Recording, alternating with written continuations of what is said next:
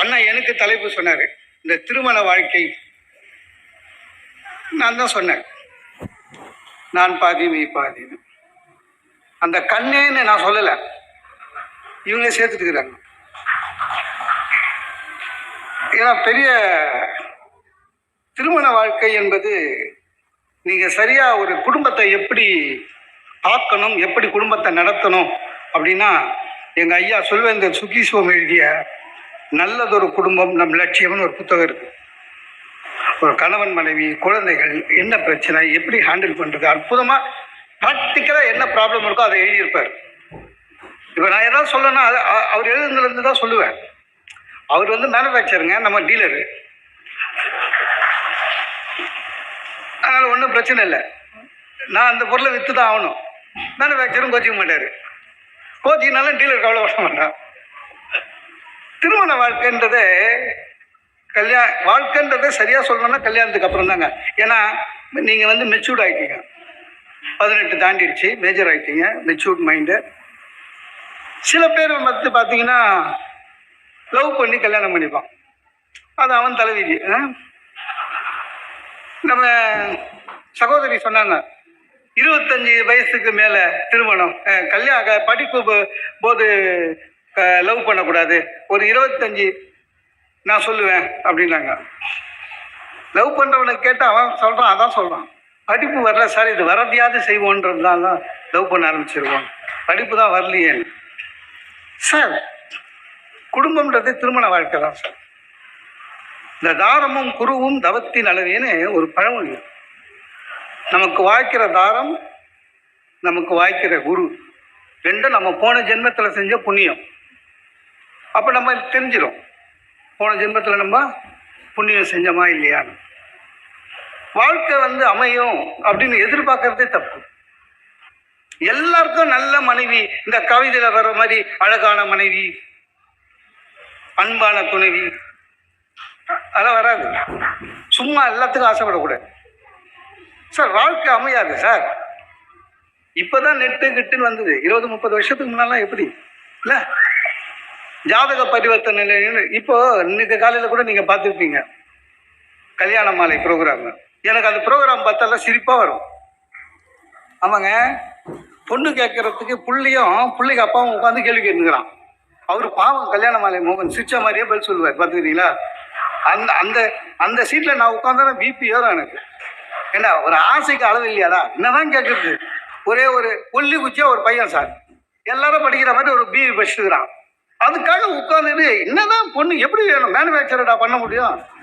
அவர் கேட்குறாரு, பொண்ணு எப்படிங்க வேணும் உங்களுக்கு அப்படின்னா, சார் பொண்ணு அழகாக இருக்கணும் சார், நல்லா படிச்சிருக்கணும், வேலைக்கு போய் கை நிறைய சம்பாதிக்கணும் சார், அடக்கமாக இருக்கணும் சார், டாய்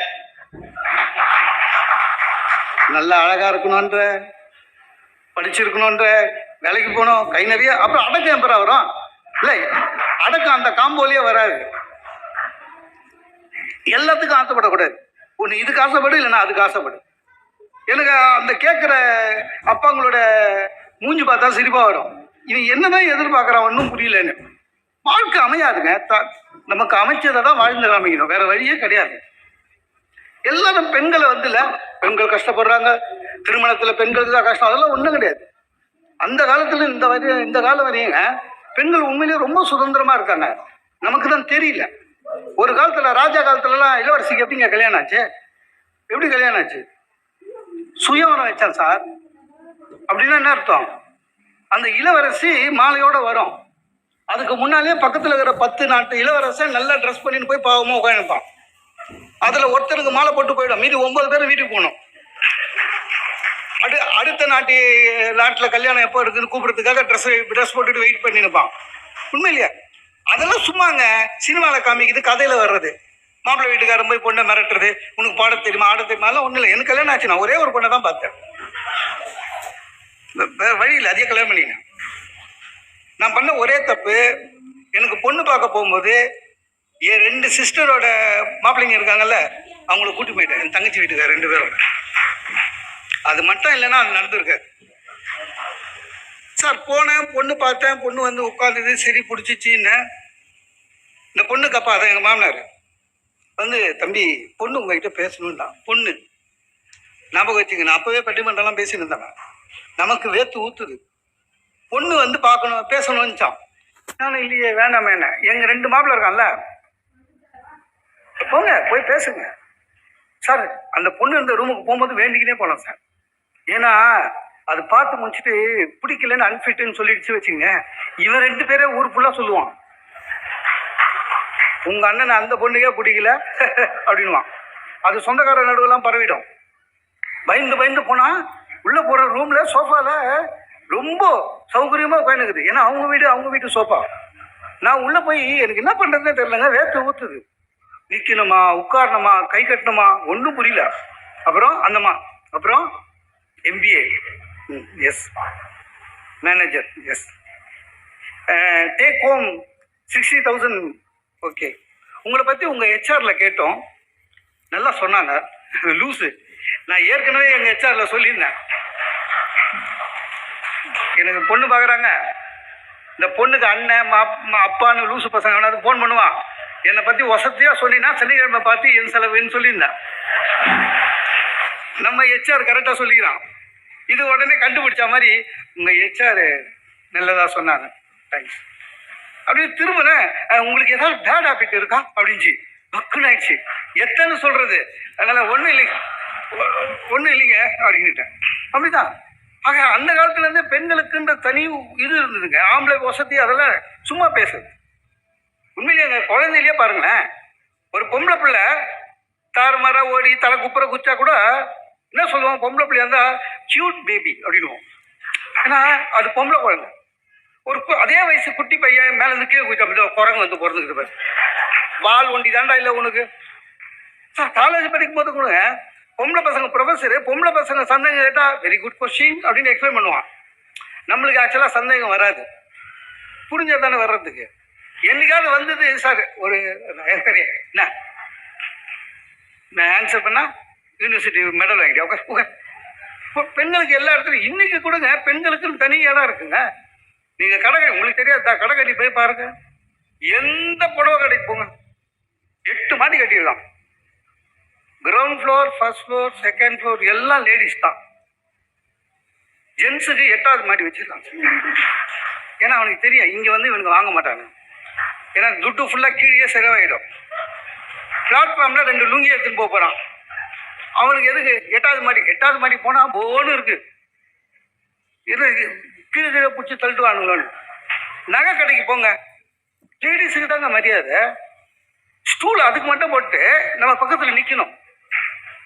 உட்காருங்க மேடம், வாங்க மேடம், இந்த மேடம் அவனுக்கு தெரியல அந்த மேடம் வாங்கிறதுக்கு துட்டு நம்ம தான் தரப்போறோன்னு.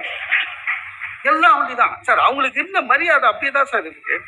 ஆனால் எல்லா விஷயத்திலும் ஆண்கள் பெண்கள் ஒன்று தான். சில விஷயம்லாம் ஆண்கள் பண்ண அழகு, சில விஷயம்லாம் பெண்கள் பண்ண அழகு இல்லை. இப்போ பரதநாட்டியம் இருக்கு, பெண்கள் ஆடுதான் அழகு. அவங்களுடைய ட்ரெஸ்ஸு, நகை, கையில் வச்சிருக்க மருதாணி, புருவம் அழகாக இருக்கும், லட்சுமிகரமாக இருக்கும்.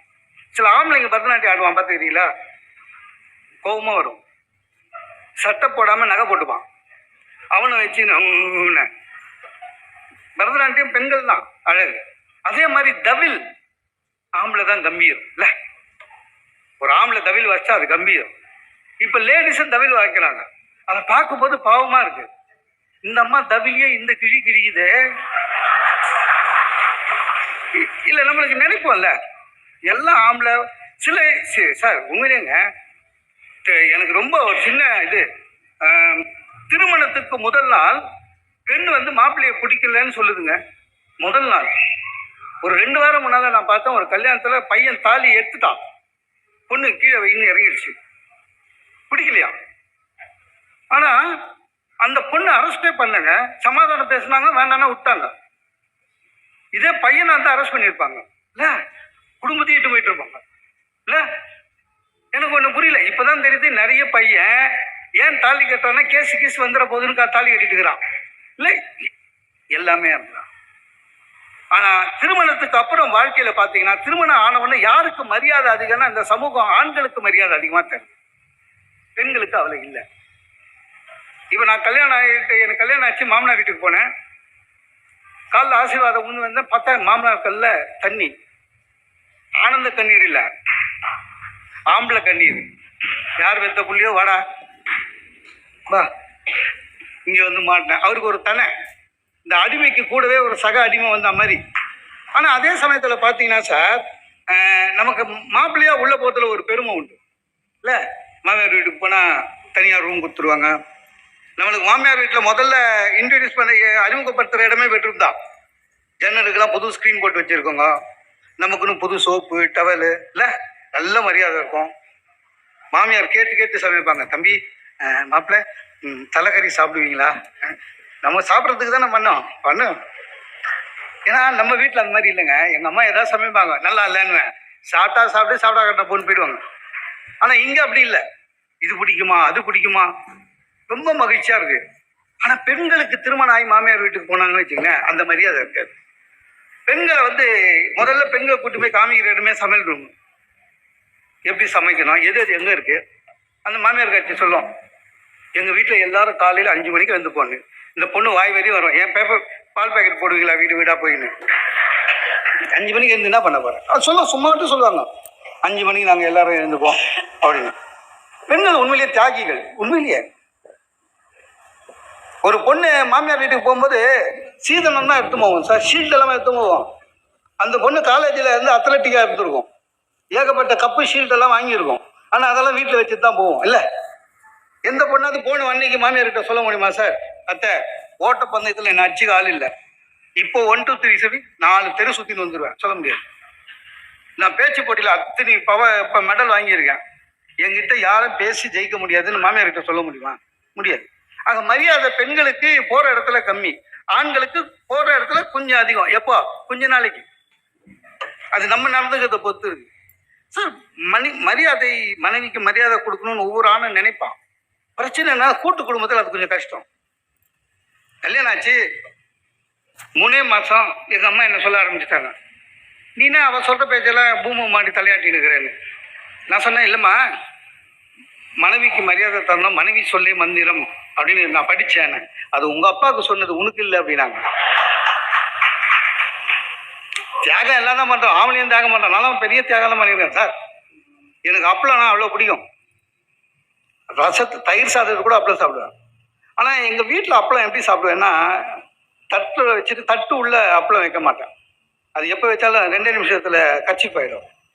அதனால் அப்பளம் வச்ச உடனே அதை டைனிங் டேபிளில் வச்சுருவேன். அது அழுக்காக இருக்குதுல, அதெல்லாம் பழகிடுச்சு. ஜோதியில் அழைக்க மாட்டேன். டைனிங் டேபிளில் வச்சு அப்படியே எடுத்து கடிப்பேன். இந்த பழக்கம் கெட்ட பழக்கம்னு சொல்ல முடியாது, ஆனால் இதான் எனக்கு பழக்கம். முதல்ல எங்கள் மாமியார் வீட்டில் சாப்பிட போகும்போது மாமியார் எடுத்துன்னு வந்து அப்பளத்தை வச்சாங்க தட்டில், இலையில எடுத்து வச்சுட்டேன். அந்த மாதிரி தப்பாக நினச்சிக்கிச்சு. ஐயோ அப்பளம் பிடிக்கலன்னு முன்னாலே சொல்லக்கூடாதாம்மா அப்படின்னு அப்பளத்தை எடுத்து போயிடுச்சு. எனக்கு ரொம்ப பிடிச்சது அது. அந்த அம்மா அடுவாங்க